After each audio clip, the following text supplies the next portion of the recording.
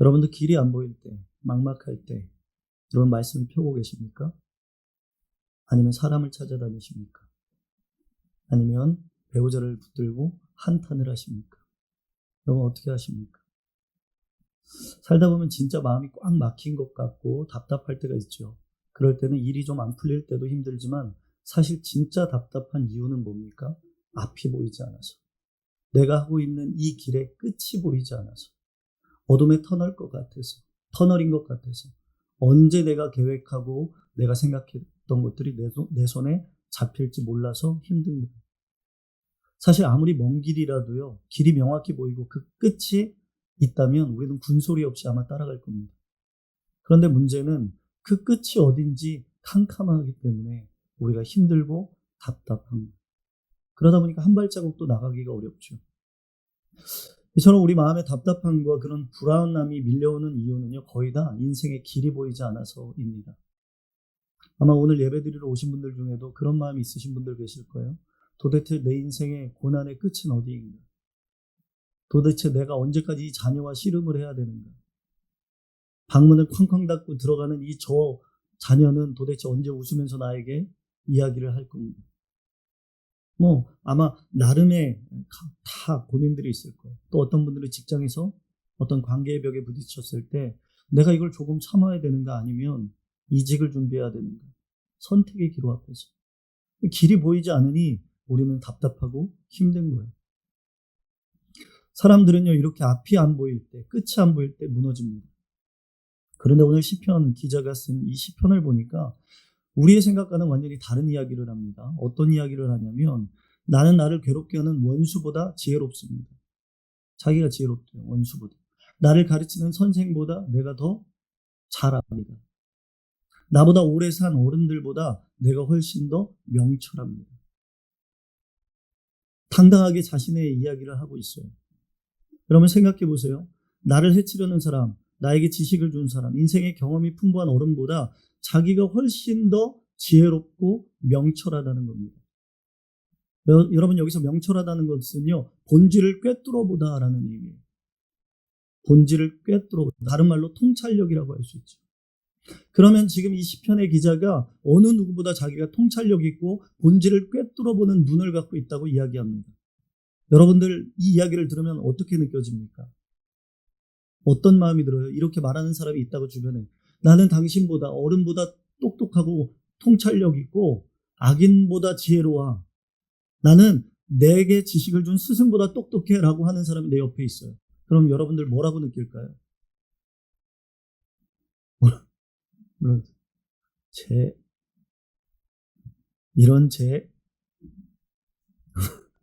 다음 얘기는 하지 않겠습니다. 그렇게 하지 않겠어요? 저 교만이야, 자만이야. 그렇게 얘기하지 않겠습니까? 그런데 시편 기자가요, 이어서 자신이 어떻게 그런 눈을 갖고 살아갈 수 있었는지에 답을 제시하는데 뭐라고 말합니까? 97절. 거기에 비결을 이야기합니다. 정확히 97절입니다. 시작.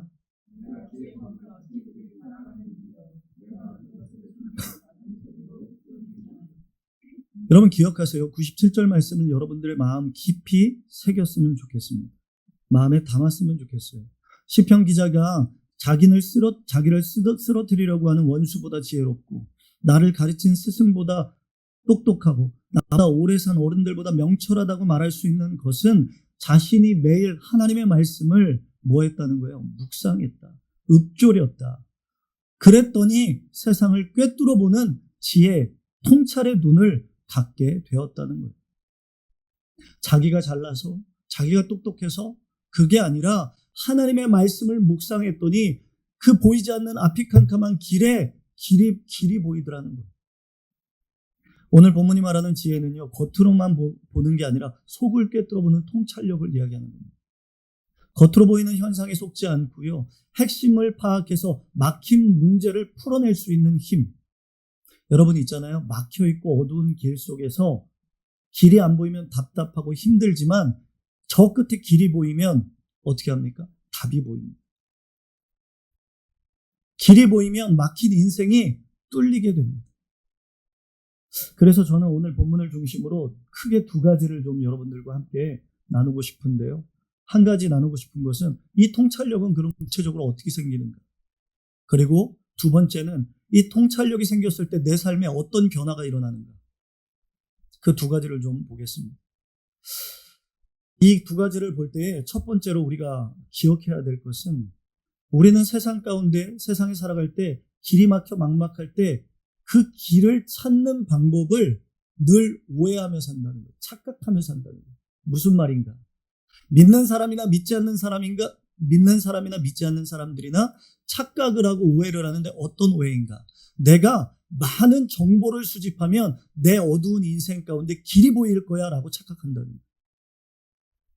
내가 책을 많이 보고 공부를 많이 하고 내가 어떤 철학적인 지식을 가지면 내 인생이 어두운 터널같이 답답한 인생에 길이 보일 거야 라고 생각한다는 거예요. 그래서 나름 사람들이요, 좀 배운 사람들이 조금 자기보다 못 배운 것 같은 사람한테 꼭 인생의 훈수를 둬요.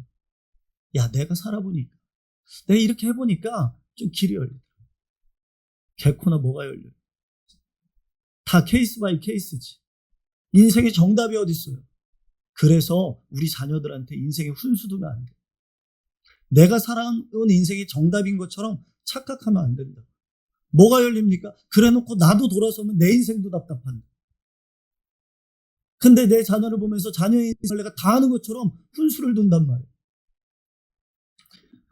세상은요, 어떻습니까? 세상 돌아가는 거 보세요. 정보가 있으면 인생의 길이 열릴 거라고 착각해요. 그러다 보니까 수많은 정보를 모읍니다.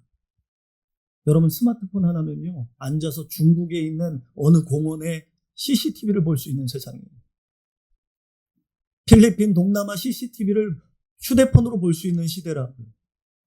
스마트폰 하나면 어제의 정보가 벌써 오늘이 되면 과거의 정보가 될 정도로 얼마나 많은 정보들이 지금 휴대폰 하나에 넘쳐납니까?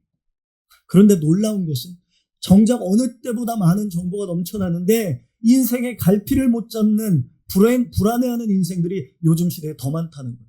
특히 청년들. 아는 건 너무 많아요. 그래서 부모가 말하면 잔소리하지 말라고 그래요. 근데 정작 자신의 인생을 들여다보면 어디로 가야 될지 몰라요. 뭘 해야 될지 몰라요. 정보는 넘쳐나요. 그런데 그 어느 때보다 더 불안해하고 더 힘겨워하는 세대가 되었다. 똑똑한 정보는 넘쳐나는데 정작 내 인생의 길을 알려주는 지혜는 싹 다 말라있는 시대. 왜 그럴까요? 왜 이 시대에 도대체 왜 이런 거예요? 여러분, 믿음의 사람은 분명히 붙들어야 됩니다. 믿음의 사람은 말씀을 통해 분명히 깨달아야 돼요. 지혜는요, 거룩한 통찰력은 정보를 많이 모아서 생기는 게 아니라 하나님의 말씀의 진리의 말씀을 깊이 꼭꼭 곱씹을 때 생기는 줄로 믿습니다. 오늘 본문에 보니까 뭐라고 말합니까? 읊조린다. 중얼거린다는 얘기예요. 한번 눈으로 쓱 보고 넘어가는 게 아니라 늘 입에 읊조린다, 중얼거린다는 거예요. 마음으로 되새긴다. 다른 말로 말하면 뭡니까? 소가 되새김질하는 거. 우리 젊은 여러분들은 소 되새김질하는 거 봤습니까? 못 본 친구들이 있을 텐데. 어릴 때 시골에서 보면 소들이 풀을 막 실컷 먹고 평안하게 늘어지게 누워가지고요. 먹었던 걸 다시 개워냅니다. 그래서 또 씹어요. 그리고 넣었다가 또 씹고. 그걸 되새김질이라고 하지 않습니까? 지금 읊조린다는 것은 하나님의 말씀을 내 마음에 담고 온종일 마음에 중얼거리면서 마음에 새기면서 살라는 거예요. 그래서 시인은 103절에 이렇게 말합니다. 주의 말씀에 마치 내게 어찌 그리 단지요 내 입에 꿀보다 더 다나이다. 말씀이 꿀보다 더 달다. 근데 여러분, 꿀은요 눈으로 봐서 그 맛을 모릅니다. 맛 봐야 알아요. 찍어 먹어서 혀로 천천히 굴려봐야 그 꿀의 참된 맛을 음미할 수 있다고요. 성경 말씀이 똑같다는 거예요. 눈으로 아무리 빨리 읽어도 백독 천독을 해도 읽고 나서 딱 덮어버리면 그건 그냥 글자인 거예요. 제발 성경 몇 독했다, 얼마나 읽는다 자랑하지 마세요. 삶으로 자랑해요. 성경 말씀도 똑같지요. 눈으로 딱 읽으면 글자에 지나지 않아요. 그러나 한 구절을 말씀에 품고 출근길에, 설거지할 때, 운전할 때, 빨래할 때 계속 중얼거리면서 그 말씀 하나를 붙들고 되새기는 거예요. 그러면 그 말씀이 어느 순간 내 마음에 녹아지면서 내가 생각지도 못한 길을 보여주기 시작한다는 거예요. 이것이 묵상이에요. 제가 존경하는 존 파이퍼 목사님이 있어요. 미국의 복음주의 신학자 중에 하나인데, 그 존 파이퍼 목사님은 말씀을 묵상할 때 두 가지 방식으로 하는데, 하나는 설교를 위해 본문을 쭉 읽어 나갑니다. 그런데 또 한 가지 방법은 한번 여러분들도 써보세요. 성경 한 장을 7일 동안 읽는 거예요. 창세기 1장 1장을 7일 동안 매일 한 장씩 읽는 거예요. 여러분 해보세요. 저도 해보고 있거든요. 매일매일 그 말씀이 다르게 다가와요. 존 파이퍼 목사님이 그런 말씀을 해요. 한 가지 말씀이라도 묵상해서 그 말씀을 내 것으로 만들 때 그것이 내 힘이 된다. 설교도 넘쳐나고 말씀도 넘쳐나고 스마트폰으로 휴대폰으로 듣는 것으로 말씀은 넘쳐나는데 정작 그 말씀이 내 안에 맺히질 않는 거예요. 사랑하는 주단교회 성도 여러분, 하나님의 말씀을 꼭꼭 씹어먹는 저와 여러분들이 되길 간절히 축복합니다. 많이 몰라도 돼요. 성경적인 지식 많이 없어도 돼요. 그게 중요한 게 아니라니까. 여호수아를 생각해 보세요. 모세가요, 같이 지내던 지도자 모세가 죽었습니다. 40년 동안 자기 곁에서 자기를 이끌어주던 지도자가 죽었어요. 이제 여호수아 앞에는 자신이 단 한 번도 건너본 적 없는 요단강이 있고 강 건너에는 가나안 적들이 도사리고 있죠. 전쟁을 치러야 돼요. 근데 더 문제는 뭐예요? 자신의 등을 수백만 명의 백성들이 자기만 바라보고 있어요. 자기 입만 바라보고 있다고. 여러분, 여호수아의 마음이 어땠을까요? 너무 두렵지 않았겠습니까? 무서웠지 않았겠어요? 앞은 막막한데 기름 보이지 않는데 가긴 가야 되겠는데 모세 없이 내가 어떻게 이 백성들을 이끌지? 두려웠을 거예요. 막막했을 거예요. 그때 하나님이 여호수아에게 주신 첫 번째 명령이 뭔지 아십니까? 전략을 짜라. 군사를 재정비해라. 이런 말 아니었어요. 바로 이 말씀. 이 율법책을 내 입에서 떠나지 말게 하며 주야로 그것을 묵상하여 그 안에 기록된 대로 다 어떻게 해라? 지켜 행하라. 그리하면 내 길이 어떻게 되겠다? 평탄하게 되리라. 아멘. 내 입에서 떠나지 말게 하라. 눈으로 한번 읽고 덮으라는 게 아니에요. 입에 물고 다니라는 거예요. 읊조리는 거예요. 기억하라는 거예요. 주야로 밤낮으로 그 말씀을 곱씹으라는 거예요. 힘들 때도 씹고 즐거울 때도 씹고 아플 때도 씹으라는 거예요. 그 말씀을. 그러면 그 길이 어떻게 된다고요? 평탄하게 될 것이라. 캄캄한 인생길 앞에, 한 치 앞도 안 보이는 인생길 앞에 하나님이 길을 보여주시겠다고 약속하시는 거예요. 그 말씀을 붙들고 순종으로 여호수아는 한 걸음씩 걸어갔습니다. 19세기 기도로 수천 명의 고아를 키워냈던 조지 뮬러 목사님 아주 유명하죠. 다 아시죠? 그 목사님이 젊을 때 아침에 눈만 뜨면 기도로 시작했대요. 하나님 감사합니다. 하나님 오늘도 허락하시니 감사합니다. 그런데 언제부턴가 그 기도가 안 나오는 거예요. 기도가 잘 안 되는 거예요. 그때 조지 뮬러 목사님이 깨달았대요. 아, 내가 아침에 가장 먼저 해야 될 일은 기도보다 말씀입니다. 하나님이 내게 주시는 음성, 그 말씀을 먼저 내 마음에 담아낸 후에 그 말씀을 붙들고 기도할 때 그의 입술에 기도가 터져나오기 시작하더라는 거예요. 하나님의 말씀이 내 마음을 먼저 채우고 적실 때 그 말씀에서 비롯된 기도가 나오게 된다. 사랑하는 성도 여러분, 하나님의 말씀이 여러분 안에 담기기를 간절히 축복합니다. 그 말씀을 곱씹으면 곱씹을수록 여러분들이 무엇을 기도해야 되는지를 하나님이 열어주시고 깨닫게 하실 줄로 믿습니다. 그런데 어떤 분들이 이렇게 말합니다. 이런 말씀을 들으면, 목사님, 시간이 없어요. 너무 바빠요. 나처럼 바쁜 사람이 언제 그렇게 말씀을 꼭꼭 씹어서 묵상을 합니까?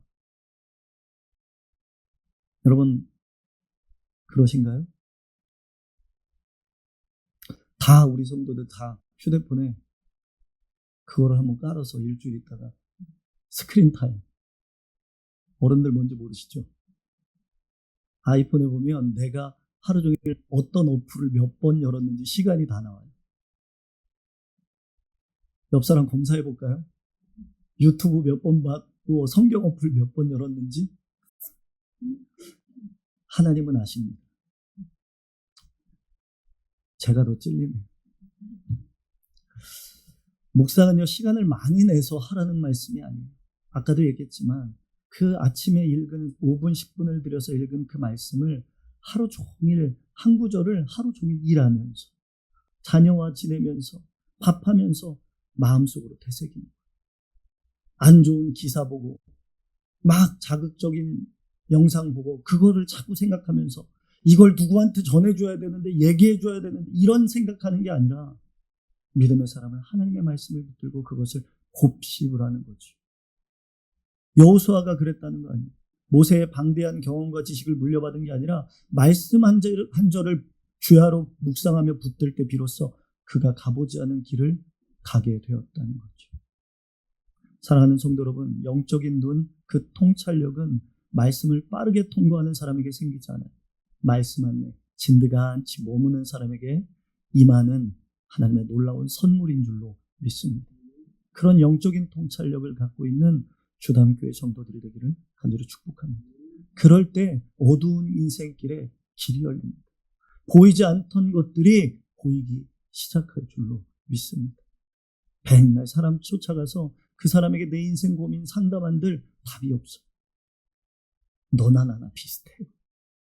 그러나 전능하신 하나님은 그 캄캄하고 끝이 보이지 않는 그 길 끝에 우리에게 길을 여시고 길을 보이시고 그 길을 함께 걸어가실 줄로 믿습니다.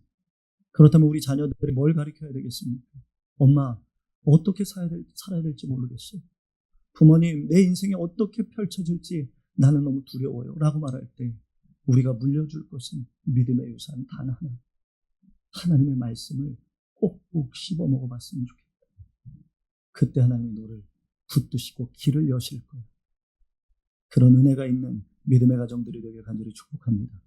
그러면 이렇게요, 말씀을 꼭꼭 씹어서 먹을 때 우리의 눈이 열려서 통찰력, 본질을 꿰뚫는 눈이 우리에게 열릴 때 우리에게 나타나는 세 가지가 있습니다. 특징이. 우리에게 보너스로 플러스 알파로 주시는 선물이 세 가지 정도 있어요. 첫 번째, 그것은 무엇이냐면 98절 읽어보겠습니다. 98절입니다. 시작.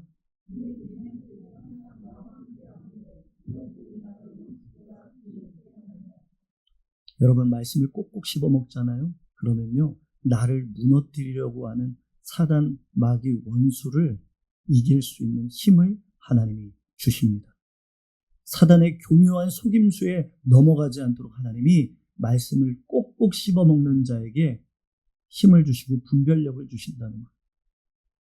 나를 괴롭히는 마귀의 진짜 무서운 게 뭔지 아세요? 그 사단은요, 우리에게 무력으로 다가오지 않는다는 거예요.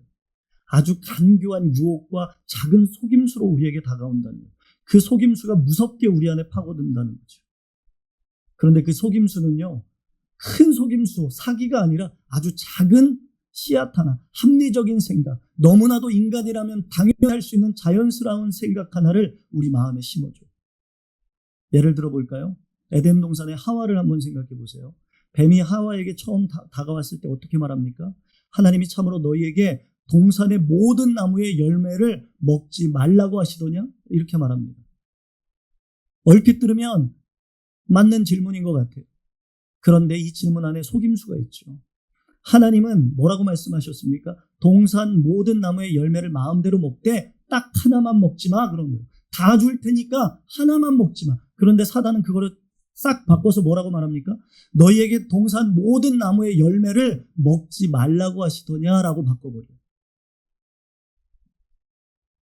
풍성하신 허락 속에 하나의 금지가 있었던 거예요. 그런데 뱀은 그것을 뒤집어서 마치 하나님이 온갖 것들을 금하신 것처럼 왜곡시켜버린다는 거예요.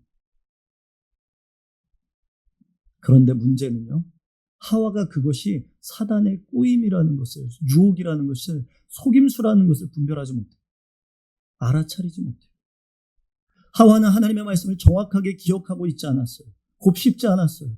하나님이 하신 말씀에 도리어 만지지도 말라라는 말까지 자기가 덧붙입니다.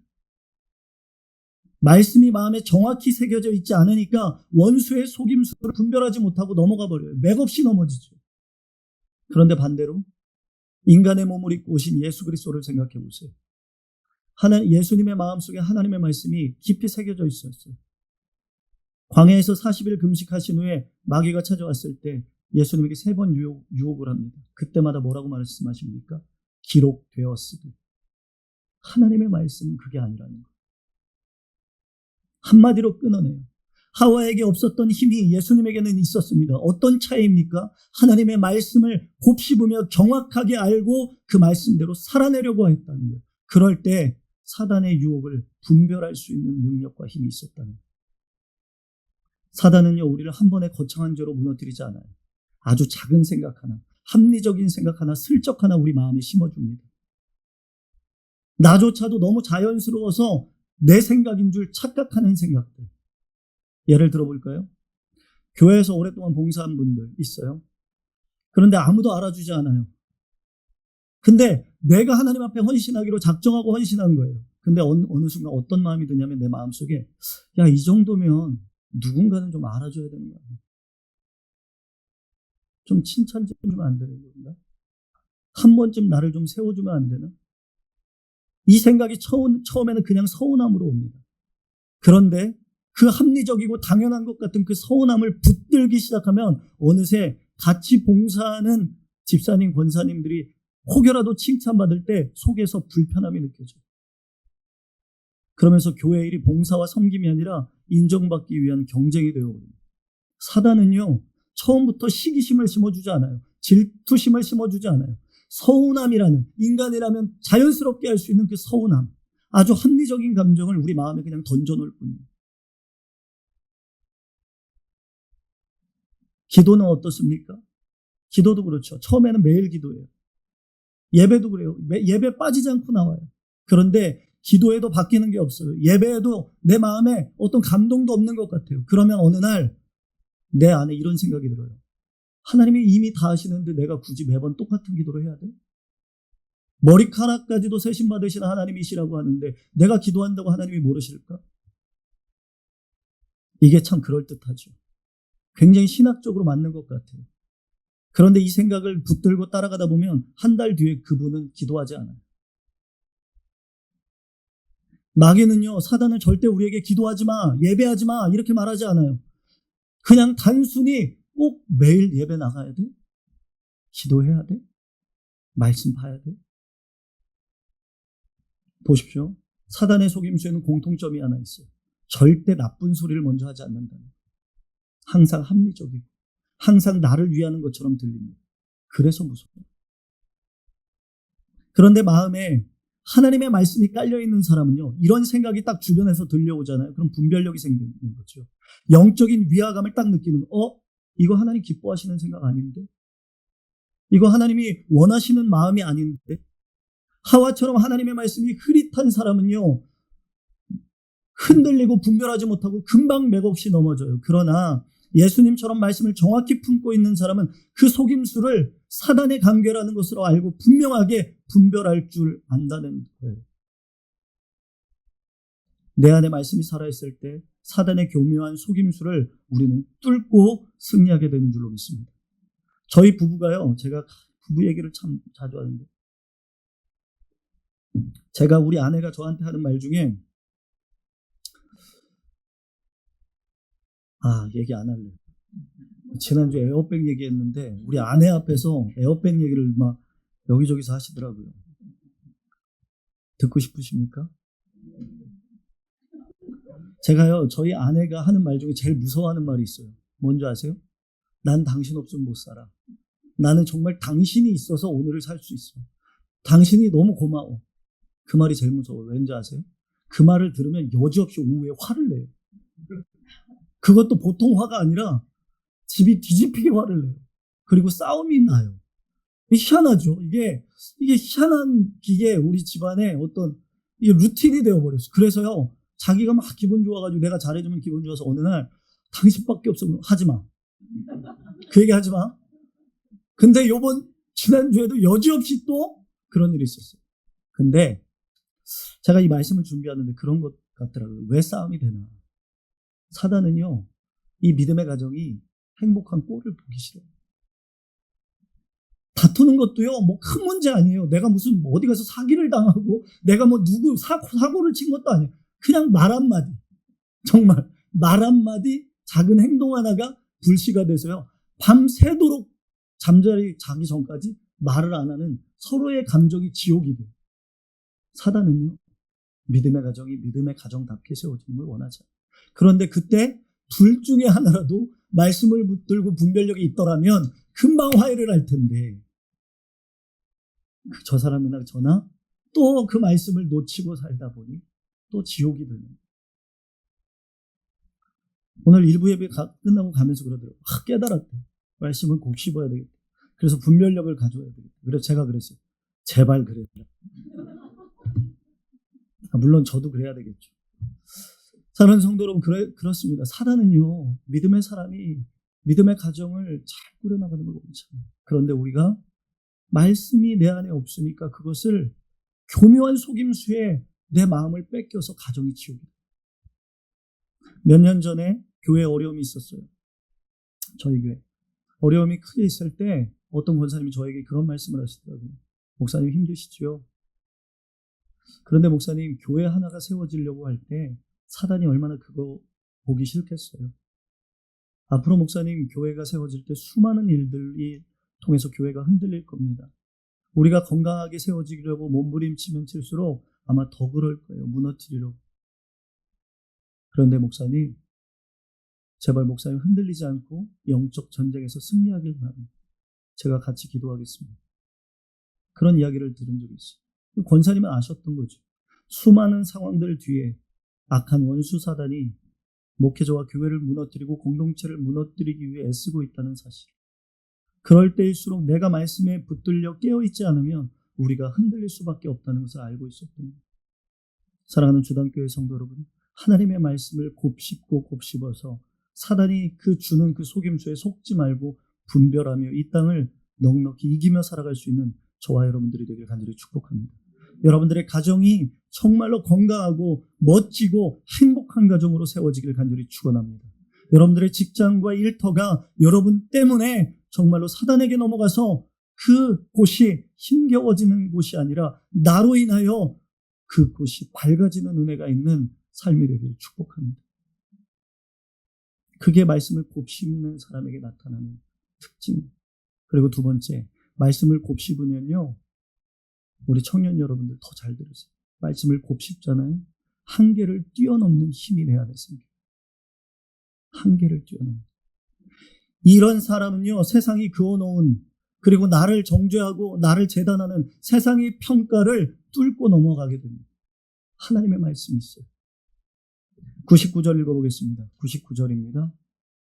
99절 시작.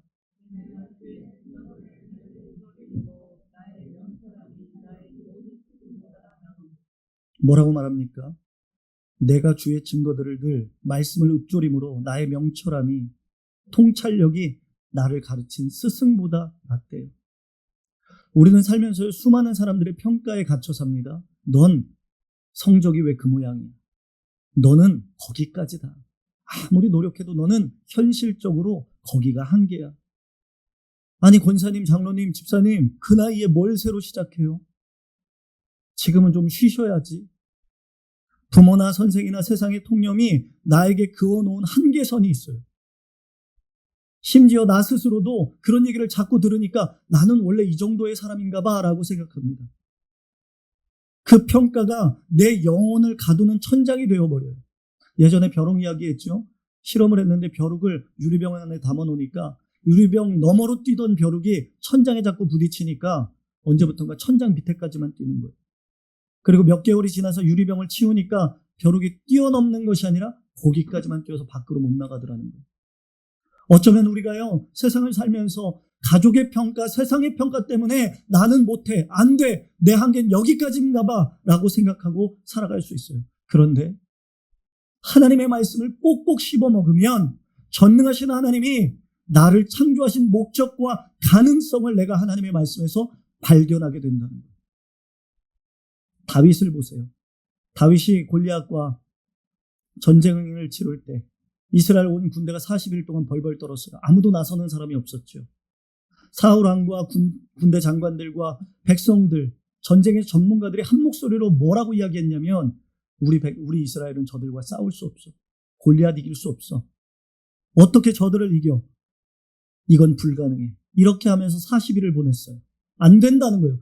세상이 그어놓은 한계선, 내가 정해놓은 그 한계를 뛰어넘지 못하고 있었어요. 그런데 양치던 소년 다윗이 골리앗 앞으로 나아가면서 뭐라고 이야기합니까? 유명한 말씀. 너는 칼과 창과 단창으로 내게 나아오거니와 나는 누구의 이름? 만군의 여호와의 이름, 곧 내가 모욕하는 이스라엘 군대의 하나님의 이름으로 어떻게 한다? 내게 나아가노라.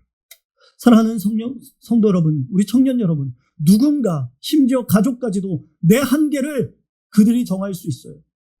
넌 안 되는가 보다. 늦었어. 그러나 하나님의 말씀, 너는 칼과 창과 단창으로 내게 나아오거니와 나 만군의 여호와의 이름으로 내가 모욕하는 이스라엘 군대의 하나님 이름으로 나는 나아간다. 이 말씀을 꼭꼭 씹어먹으면서 내 하나님이 나와 함께 하시면 나도 한계를 뛰어넘을 수 있다는 믿음으로 인생의 여정을 걷는 저와 여러분들이 되길 간절히 축복합니다. 하나님의 말씀이 있으면 한계를 뛰어넘을 수 있게 되는 줄로 믿습니다. 군인의 눈에는 골리앗의 키와 창과 갑옷이 보였어요. 그러나 다윗의 눈에는 만군의 여호와만 보였어요. 왜 그랬을까? 양을 치면서 다윗은 늘 하나님을 찬양했고 하나님의 말씀을 꼭꼭 씹어먹었어요. 사랑하는 성도 여러분, 두려웁니까? 한계를 뛰어넘기 너무 무섭습니까? 그럴 때 더 하나님의 말씀으로 돌아가 하나님의 말씀을 꼭꼭 씹어먹는 저와 여러분들이 되길 간절히 축복합니다. 그럼 뛰어넘을 수 있어요. 그리고 마지막으로 세 번째, 하나님의 말씀을 꼭꼭 씹어먹는 사람에게 나타나는 특징은요, 내 과거의 경험을 뛰어넘는 힘이 생긴다. 하나님의 사람은요, 과거에 발목 잡히지 않아요. 무슨 말인가? 말씀을 꼭꼭 씹는 사람은요, 자신의 경험을 뛰어넘어 고집과 경험의 감옥에서 빠져나오게 되는 거예요. 100절 읽어볼까요? 100절.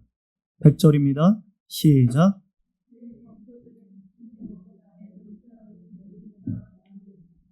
하나님의 말씀을 듣고 지킴으로, 읊조림으로 나의 통찰력이, 지혜가 누구보다 낫대요? 인생의 수많은 경험을 가진 노인보다 낫다. 인생을 살면서 가장 무서운 적이 무엇입니까?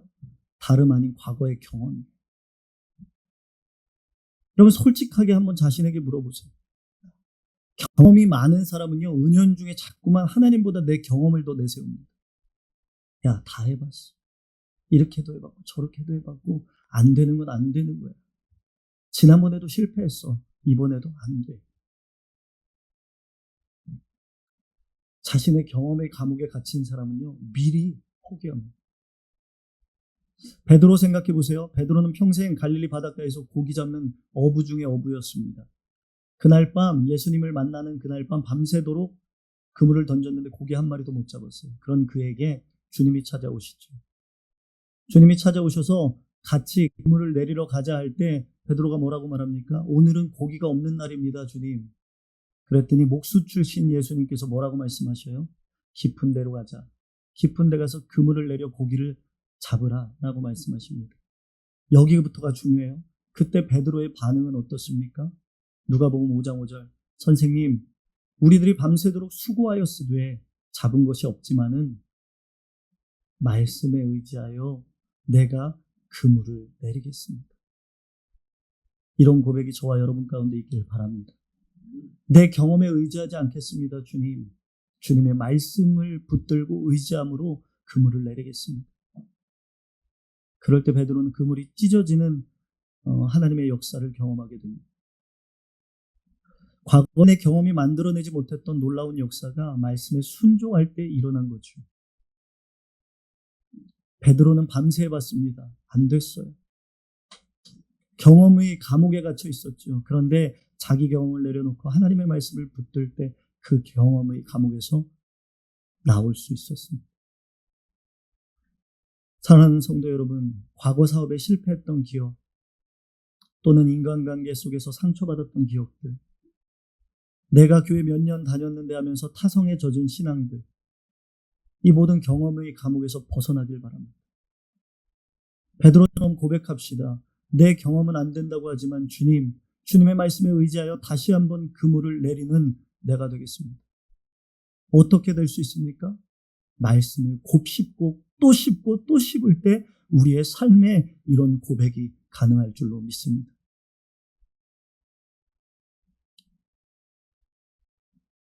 시편 105절 이렇게 말씀합니다. 한번 읽어볼까요? 시편 105절.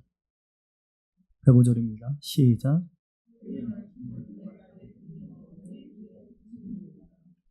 주님은 우리에게 이렇게 말씀하십니다. 주의 말씀은 내 발의 등이요 내 길의 빛인 나이다.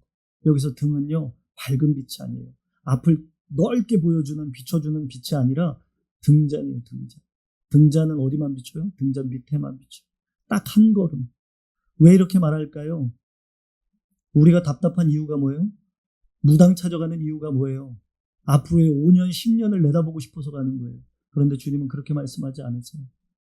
주의 말씀은 뭐라고요? 내 발의 등이다. 네가 내 말씀을 꼭꼭 씹으며 한 걸음, 한 발짝 나갈 만큼만 내가 비춰줄 거야. 그러니 어떻게 하자는 거예요? 나와 함께 영원히 걷자. 뭐 하면서? 말씀을 매일매일 꼭꼭 씹어가면서. 사랑하는 성도 여러분, 오늘 말씀이 캄캄하고 답답한 우리 성도들의 인생 가운데 등잔빛처럼 그 말씀이 내 길을 비추는 내 발의 등이 되기를 간절히 축복합니다. 더 많은 정보를 찾아 헤매지 마세요. 인생이 안 보인다고 자꾸만 우왕좌왕 사람 찾아다니지 마세요. 그럴 때일수록 더욱더 하나님의 말씀을 펴고 꼭꼭 그 말씀을 씹을 수 있는 저와 여러분들이 되기를 간절히 축복합니다. 그런 인생 가운데 사단의 계략을 분별할 수 있고 한계를 뛰어넘으며 내 인생의 경험에 주저하지 않고 다시 한번 도전할 수 있는 힘과 능력을 하나님께서 여러분 인생 가운데 부어주실 줄로 믿습니다. 그런 주담교회가 되었으면 좋겠습니다. 그런 주담교회가 된다면 못할 일이 어디 있겠습니까? 도전해보지 못할 일이 어디 있겠습니까? 얼마나 많은 일들을 우리가 넘어져고 실패해도 시도하고 또 걸어가 볼 수 있지 않겠습니까? 그런 성도들이 모인 하나님이 쓰시는 주담교회 그리고 여러분들의 인생이 되기를 간절히 축원합니다.